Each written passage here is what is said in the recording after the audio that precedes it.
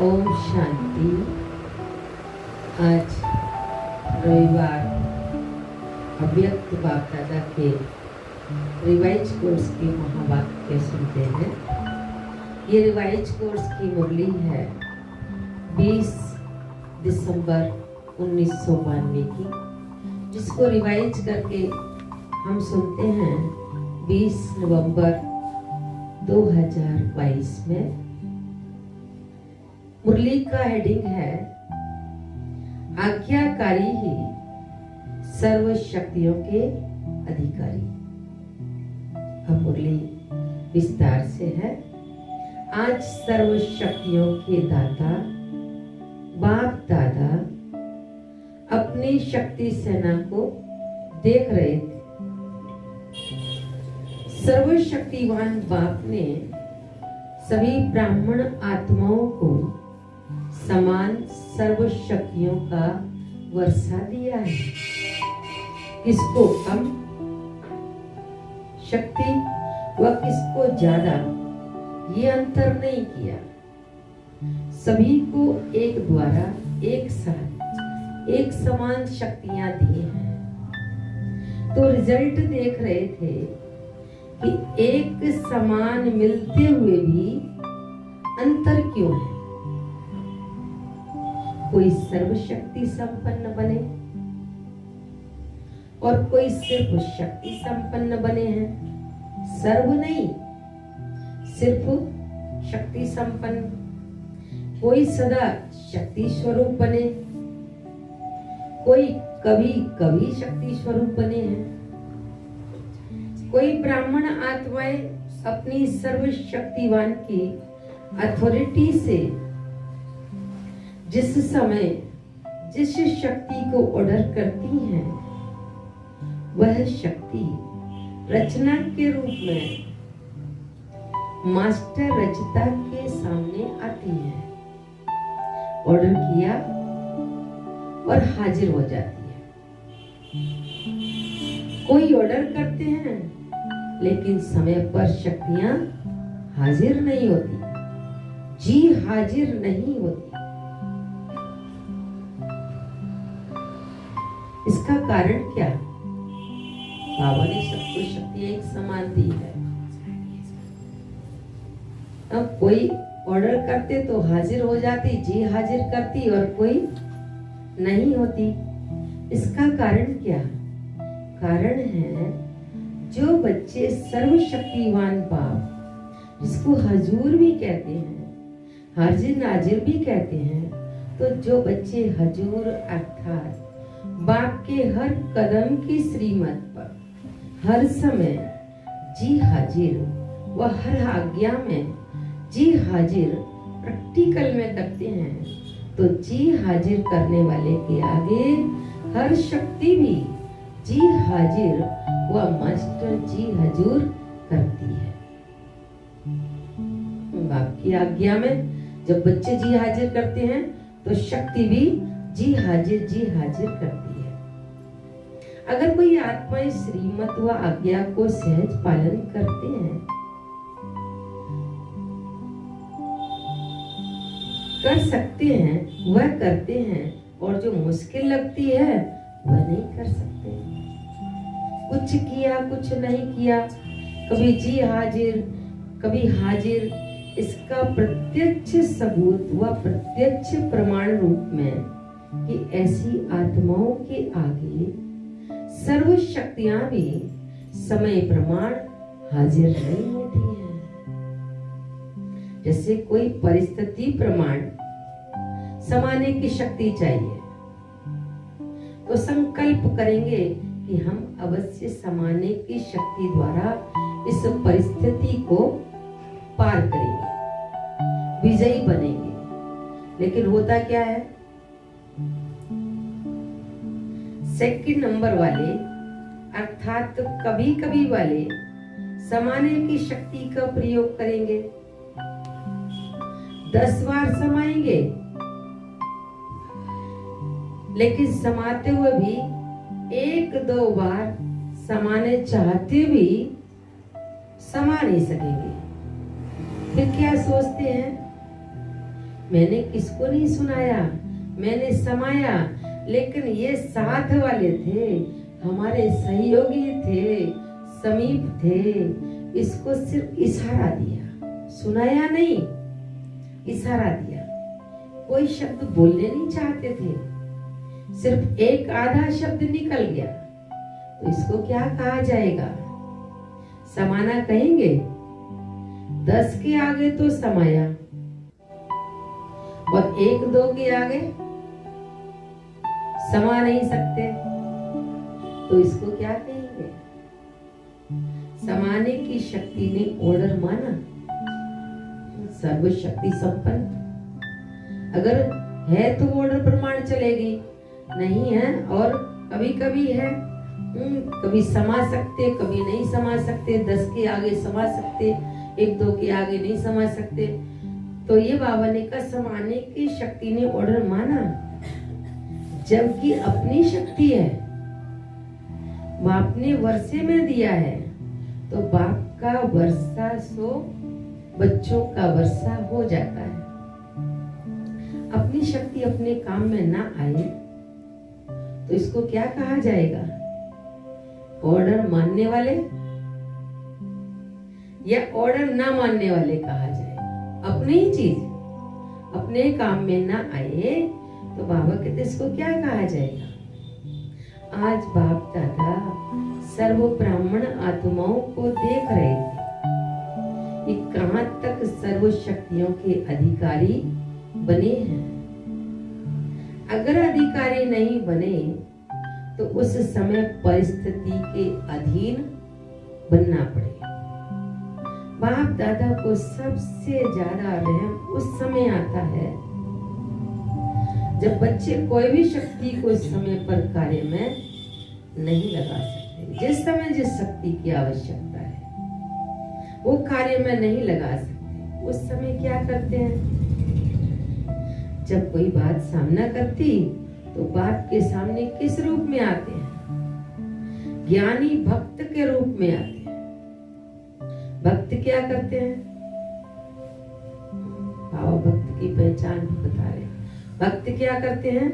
भक्त सिर्फ पुकार करते रहते हैं कि ये दो, धन दो, भगवान पुत्र दो, ये बीमारी ठीक करो, फलाना कार्य कर दो।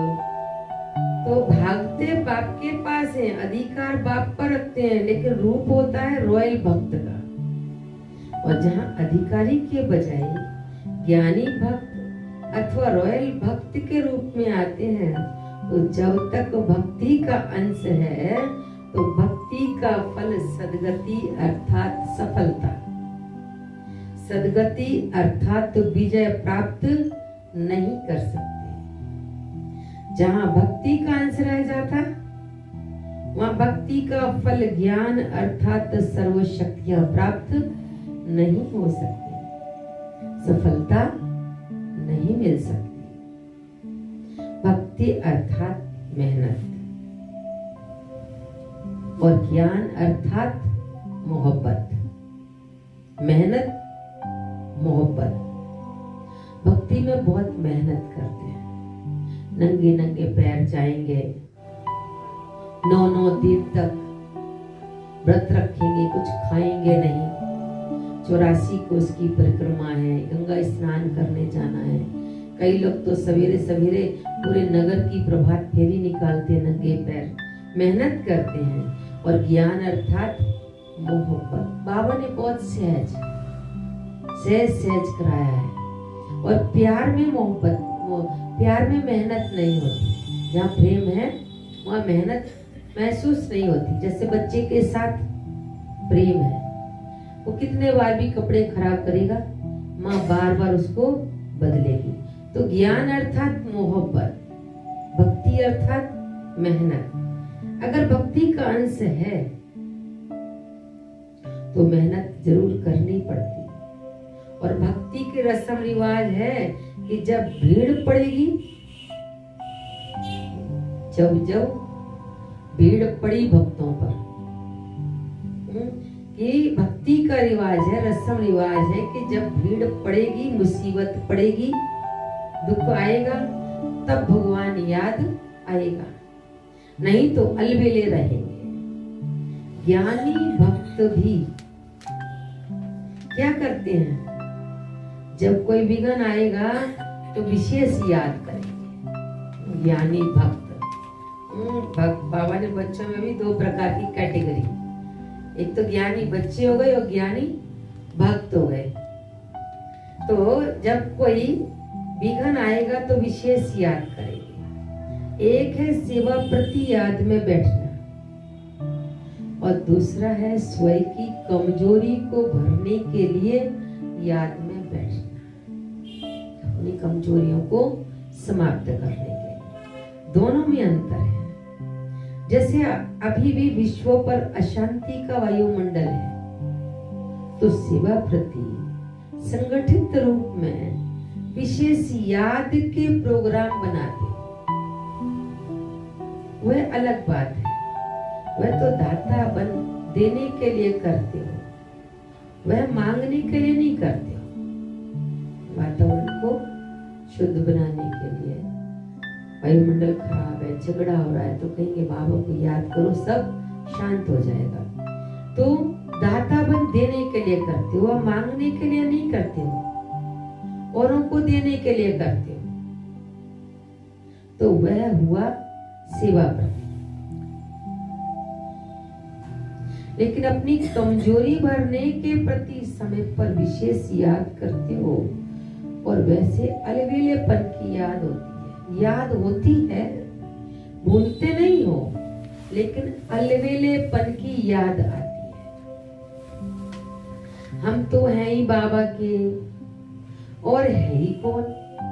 लेकिन यथार्थ शक्तिशाली याद का प्रत्यक्ष प्रमाण, समय प्रमाण, शक्ति हाजिर हो जाए, यह अलवेलेपन की याद। हम तो हैं ही बाबा के, और बाबा के अलावा हमारा है ही कौन है। बाबा को याद करना है, बाबा से प्यार है, तभी तो आ जाते हैं मुरली सुनने के लिए। लेकिन बाबा ने कहा कि एक है याद जो शक्तिशाली याद का जो प्रत्यक्ष प्रमाण है, समय प्रमाण है, वो शक्ति हाजिर हो जाए। कोई कितना भी कहे कि मैं तो याद में ही रहती हूँ, वो रहता हूँ, लेकिन याद का स्वरूप है सफलता। ऐसे नहीं, जिस समय याद में बैठते उस समय खुशी भी अनुभव होती, शक्ति भी अनुभव होती, और जब कर्म में संबंध संपर्क में आते उस समय सदा सफलता नहीं होती। तो उसको कर्म योगी नहीं कहा जाएगा। शक्तियां शस्त्र हैं, और शस्त्र किस समय के लिए होता है?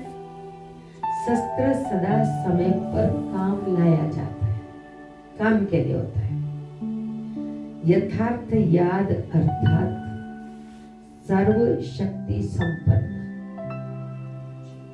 सदा शक्तिशाली शस्त्र। परिस्थिति रूपी दुश्मन आया, शस्त्र काम में नहीं आए, तो इसको क्या कहा जाएगा? परिस्थिति चली जाए तब काम में आए, ऐसा नहीं। परिस्थिति रूपी दुश्मन आया और शस्त्र काम में नहीं आए, तो इसको क्या कहा जाएगा? शक्तिशाली या शस्त्रधारी, क्या कहेंगे उसको? हर कर्म में याद अर्थात सफलता हो। जैसे सरकार के आजकल क्या होता है ना, जैसे कोई झगड़ा हुआ, कुछ भी हुआ, पुलिस को कॉल किया, पुलिस कब आएगी? जब झगड़ा समाप्त हो जाएगा, पूरा हो जाएगा, तब आएगी काम करने के बाद। ऐसा नहीं, जब हमें कोई आवश्यकता है, जिस शक्ति की आवश्यकता, वो शक्ति हमारे सामने हाजिर हो जाए, उसको कहेंगे सर्वशक्ति संपन्न। यथार्थ याद, यथार्थ याद का स्वरूप है कि हमारे अंदर सर्व शक्तियां आ जाएं। जो सर्व शक्तियां याद से आती हैं, समेटने की शक्ति है, समाने की शक्ति है, परखने की शक्ति है, सामना करने की शक्ति है, निर्णय शक्ति है, ये अष्ट शक्तियां जो है, इसको कहा जाता है कर्म योगी। सिर्फ बैठने के टाइम के योगी नहीं हो। आपके योग का नाम बैठा बैठा योगी है या कर्म योगी नाम है? कर्म योगी हो ना, निरंतर कर्म है और निरंतर कर्म योगी हो। जैसे कर्म के बिना एक सेकंड भी नहीं रह सकते, चाहे सोए हुए हो तो भी सोने का कर्म तो कर रहे हो। तो जैसे कर्म के बिना नहीं रह सकते, वैसे हर कर्म योग के बिना कर नहीं सकते। इसको कहा जाता है कर्मयोगी। ऐसे नहीं समझो कि बात ऐसी थी ना, सर्कमस्टेंसेस ऐसे थे, समस्या ही ऐसी थी, वायुमंडल ऐसा था, यही तो दुश्मन है, और उस समय कहो दुश्मन आ गया, इसलिए तलवार चला ना सके, तलवार काम में लगा नहीं सके, या तलवार याद ही नहीं आई, या तलवार ने काम ही नहीं किया, तो ऐसे को क्या कहा जाएगा? शस्त्रधारी। शक्ति सेना हो तो सेना की शक्ति क्या होती है? शस्त्र, और शस्त्र है सर्व शक्तियां। स्थूल अस्त्र शस्त्र नहीं, खड़ग है, तलवार है, ये ढाल है, ये कुछ भी नहीं है, त्रिशूल है, ये स्थूल नहीं। ये बाबा कहते हैं तुम्हारे अस्त्र शस्त्र हैं ये सर्व शक्तियां। तो रिजल्ट क्या देखा? मेजॉरिटी समय, सदा समय पर सर्व शक्तियों को ऑर्डर पर चला सके, इसमें कमी दिखाई। बाबा ने सब बच्चों को देखा, जो सेना देख रहे थे बाबा, तो बाबा ने देखा कि मेजॉरिटी सदा समय पर सर्व शक्तियों को ऑर्डर पर चला सके, इसमें कमी दिखाई। समझते भी हैं, लेकिन सफलता स्वरूप में समय प्रमाण या तो शक्तिहीन बन जाते हैं, या थोड़ा सा असफलता का अनुभव कर फौरन सफलता की ओर चल पड़ते हैं। 3 प्रकार के देखिए। नंबर 1, उसी समय दिमाग द्वारा समझते हैं कि ये ठीक नहीं है, नहीं करना चाहिए, लेकिन उस समय को शक्ति स्वरूप में नहीं बदल सकते। ये ठीक नहीं है, ये दिमाग द्वारा सोचते हैं, समझते भी हैं। दूसरे हैं जो समझते भी हैं, लेकिन समझते हुए भी समय व समस्या पूरी होने के बाद सोचते हैं। वह थोड़े समय में सोचते हैं, पहले नंबर के, और यह पूरा होने के बाद सोचते हैं। तीसरे, महसूस ही नहीं करते कि यह रॉन्ग है, सदा अपने राइट को ही सिद्ध करते हैं, अपने रॉन्ग को राइट ही सिद्ध करते हैं। अर्थात सत्यता की महसूसता शक्ति नहीं है, तो अपने को चेक करो, मैं कौन हूं। बाप दादा ने देखा कि वर्तमान समय के प्रमाण सदा और सहज सफलता किन बच्चों ने प्राप्त की है, उसमें भी अंतर है। एक है सहज सफलता प्राप्त करने वाले, और दूसरे हैं मेहनत और सहज, दोनों के बाद सफलता पाने वाले। जो सहज और सदा सफलता प्राप्त करते हैं, उनका मूल आधार क्या देखा? जो आत्माएं सदा स्वयं को निर्माण चित्त की विशेषता से चलाते रहते हैं, वही सहज सफलता को प्राप्त होते आए हैं। निर्माण शब्द एक है, लेकिन निर्माण स्थिति का विस्तार और निर्माण स्थिति के समय प्रमाण प्रकार वह बहुत है। उस पर कोई समय सुनाएंगे, लेकिन ये याद रखना कि निर्माण बनना ही स्वमान है और सर्व द्वारा मान प्राप्त करने का सहज साधन है। निर्माण बनना झुकना नहीं है, लेकिन सर्व को अपनी विशेषता और प्यार में झुकाना है। समझा?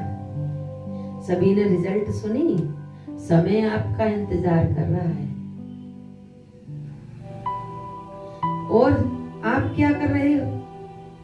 समय आपका इंतजार कर रहा है। आप क्या कर रहे हो? आप समय का इंतजार कर रहे हो, समय आएगा तब देखेंगे। मालिक के बालक होना तो समय आपका इंतजार कर रहा है कि ए मेरे मालिक मुझ समय को परिवर्तन करेंगे। वह इंतजार कर रहा है और आपको इंतजाम करना है, इंतजार नहीं करना है कि समय आएगा तब करेंगे। सर्व को संदेश देने का और समय को संपन्न बनाने का इंतजाम करना है। जब दोनों कार्य संपन्न हो तब समय का इंतजार पूरा हो। तो ऐसा इंतजाम कर रहे हो ना, किस गति से कर तो रहे हो, लेकिन बाबा कह रहे हैं किस गति से। समय को देख आप भी कहते हो कि बहुत फास्ट गति बीत रहा है। समय जो चल रहा है, समय की जो गति है वो बहुत फास्ट है। इतने वर्ष पूरे कैसे हो गए सोचते हो ना। अव्यक्त तो बाप की पालना को कितने वर्ष हो गए, इतना फास्ट समय चला गया। तो आपकी गति क्या है, फास्ट है या फास्ट चलकर कभी कभी थक जाते हो, फिर रेस्ट करते हो, कर रहे हैं। ये तो ड्रामा के बंधन में बंधे हुए हो, लेकिन गति क्या है इसको चेक करो। सेवा हो रही है, पुरुषार्थ हो रहा है, आगे बढ़ रहे हैं, ये तो ठीक है। अब गति को चेक करो, सिर्फ चलने को चेक नहीं करो। हम चल रहे हैं ये चेक नहीं करो, गति को चेक करो। स्पीड क्या है, कोई भी गाड़ी खरीदते हैं तो उसकी स्पीड देखते हैं, स्पीड क्या है इसकी, स्पीड को चेक करो। समझा, सभी अपना काम कर रहे हो ना। अच्छा, चारों ओर के सदा बाप के आगे जी हाजिर करने वाले, सदा मास्टर सर्वशक्तिवान बन, सर्व शक्तियों को स्वयं के ऑर्डर में चलाने वाले, सर्व शक्तियां जी हाजिर का पाठ बजाने वाले, ऐसे सदा सफलता मूर्त आत्माएं, सदा हर कर्म में याद का स्वरूप अनुभव करने वाले और कराने वाले, ऐसे अनुभवी आत्माओं को सदा हर कर्म में, संबंध में, संपर्क में निर्माण बन विजयी रतन बनने वाले, ऐसे सहज सफलता मूर्त श्रेष्ठ बच्चों को बाप दादा का याद प्यार और नमस्ते। हम रूहानी बच्चों की रूहानी बाप दादा को नमस्ते। अच्छा, व्यक्त बाप दादा की पर्सनल मुलाकात है। साधारण कर्म में भी ऊंची स्थिति की झलक दिखाना ही फॉलो फादर करना है। सदा संगम युगी पुरुषोत्तम आत्मा है, ऐसे अनुभव करती हूँ मैं। पुरुषोत्तम संगम युगी आत्मा हूँ, ये नशा है। संगम युग का नाम ही है पुरुषोत्तम, अर्थात पुरुषों से उत्तम पुरुष बनाने वाला युग। तो संगम युगी हो, आप सभी पुरुषोत्तम बने हो ना। आत्मा पुरुष है और शरीर प्रकृति है। तो पुरुषोत्तम अर्थात उत्तम आत्मा हूँ। सबसे नंबर 1 पुरुषोत्तम कौन है? किसी ने कहा ब्रह्मा बाबा।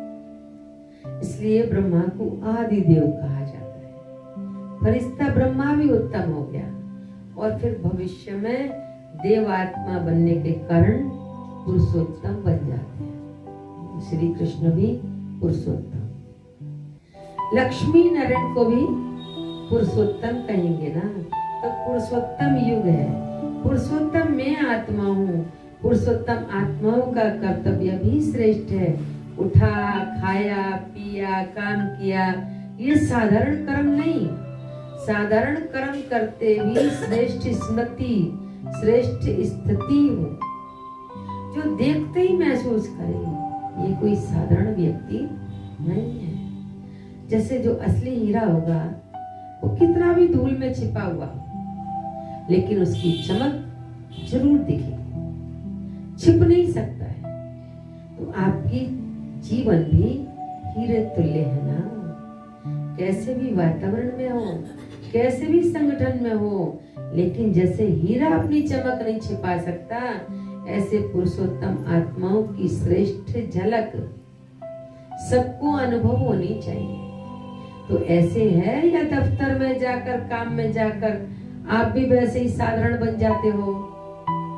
अभी गुप्त में हो, काम भी साधारण है, इसलिए पांडवों को गुप्त रूप में दिखाया है। गुप्त रूप में राजा ही नहीं की सेवा की, गुप्त रूप में पांडवों ने वहां तो उन्होंने सेवा की, अपने अपने आप को गुप्त रखा। तो दूसरों के राज्य में गवर्नमेंट सर्वेंट कहलाते हो। राज्य तो रावण का है, चाहे कितना भी बड़ा ऑफिसर हो, लेकिन सर्वेंट तो है ना। तो गुप्त रूप में आप सब सेवाधारी, लेकिन सेवाधारी होते भी पुरुषोत्तम हो, तो वह झलक और पलक दिखाएगी। जैसे ब्रह्मा बाप साधारण तन में होते भी पुरुषोत्तम अनुभव होता था। सभी ने सुना है ना, देखा है या सुना है। अभी भी अव्यक्त रूप में भी देखते हो, साधारण में पुरुषोत्तम की झलक है, तो फॉलो फादर है ना। ऐसे नहीं साधारण काम कर रहे हो, माताएं खाना बना रही हैं, कपड़े धुलाई कर रही हैं, काम साधारण हो, लेकिन स्थिति साधारण नहीं, स्थिति महान है। ऐसे हैं यह साधारण काम करते साधारण बन जाते हैं। जैसे दूसरे वैसे हम नहीं, काम चाहे साधारण हो लेकिन स्थिति ऊंची हो, चेहरे पर वो श्रेष्ठ जीवन का प्रभाव होना चाहिए। ये चेहरा ही दर्पण है ना, इसी से ही आपकी स्थिति को देख सकते हैं। महान है या साधारण है, ये इसी चेहरे के दर्पण से देख सकते हैं। स्वयं भी देख सकते हो और दूसरे भी देख सकते हैं।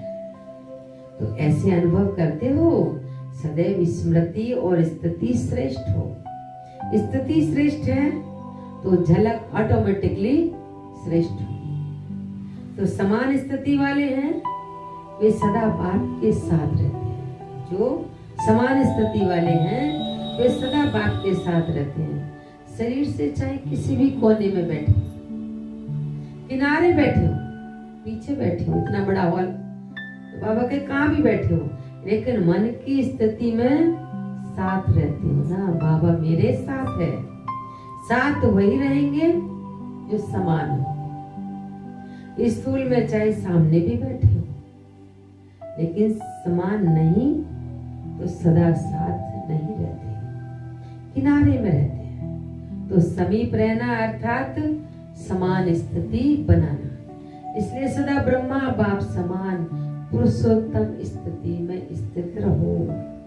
कई बच्चों की चलन और चेहरा लौकिक रीति में भी बाप समान होता है, तो कहते हैं ये तो बिल्कुल बाप जैसा है, ये तो जैसे बाप जैसा है। तो यहाँ चेहरे की बात तो नहीं है, लेकिन चलन ही चित्र है। तो हर चलन से बाप का अनुभव हो, इसको कहते हैं बाप समान। तो समीप रहना चाहते हो या दूर? इस एक समय जन्म में संगम परिस्थिति में जो समीप रहता है वो परम धाम में भी समीप है, राजधानी में भी समीप है।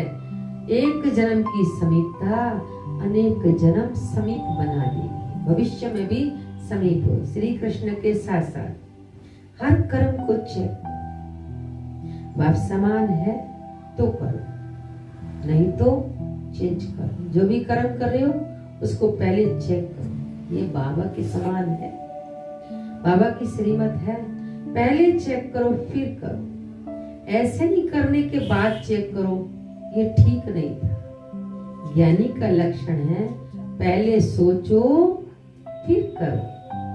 अज्ञानी का लक्षण है करने के बाद फिर सोचते हैं। तो आप ज्ञानी तो आत्मा हो ना, या कभी कभी भक्त बन जाते हो।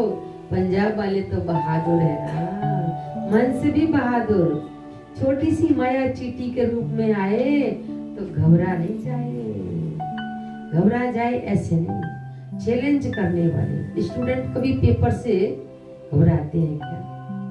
तो आप बहादुर हो या छोटे से पेपर में भी घबराए?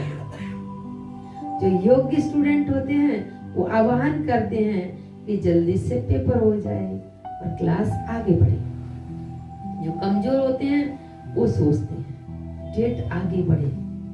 आप तो होशियार होना, ये निश्चय पक्का हो कि हम ही कल्प कल्प के विजयी हैं और हम ही बार बार बनेंगे।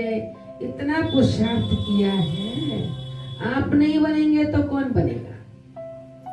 आप ही विजयी थे, विजयी बने हैं और विजयी रहेंगे। विजयी शब्द बोलने से ही कितनी खुशी होती है, चेहरा बदल जाता है ना। जो सदा विजयी रहते हैं वो कितना खुश रहते हैं। इसलिए जब भी कोई किसी भी क्षेत्र में विजय प्राप्त करता है तो खुशी के बाजे बजते हैं। आपके तो सदा ही बाजे बजते हैं, कभी भी खुशी के बाजे बंद ना हो। आधा कल्प के लिए रोना बंद हो गया। जहाँ खुशी के बाजे बजते हैं वहां रोना नहीं होता। अच्छा, शांति आज का वरदान है। देह, अहंकार व अभिमान के सूक्ष्म अंश का भी त्याग करने वाले आकारी सो निराकारी भव। व्याख्या है आज के वरदान की। कईयों का मोटे रूप से देह के आकार में लगा हुआ अभिमान नहीं है, लेकिन देह के संबंध में अपने संस्कार विशेष है, बुद्धि विशेष है, गुण विशेष है, कलाएं विशेष है, कोई शक्ति विशेष है। उसका अभिमान अर्थात अहंकार, नशा, रौब, ये सूक्ष्म ये अभिमान है। तो ये अभिमान कभी भी आकारी फरिश्ता व निराकारी बनने नहीं देगा। इसलिए इसके अंश मात्र का भी त्याग करो तो सहज ही आकारी सो निराकारी बन जाएंगे। आज का स्लोगन बाबा ने दिया है, समय पर सहयोगी बनो तो पदम गुणा रिटर्न मिल जाएगा। समय पर सहयोगी बनो तो पदम गुणा रिटर्न मिल जाएगा। अच्छा, ओम शांति, ओम शांति।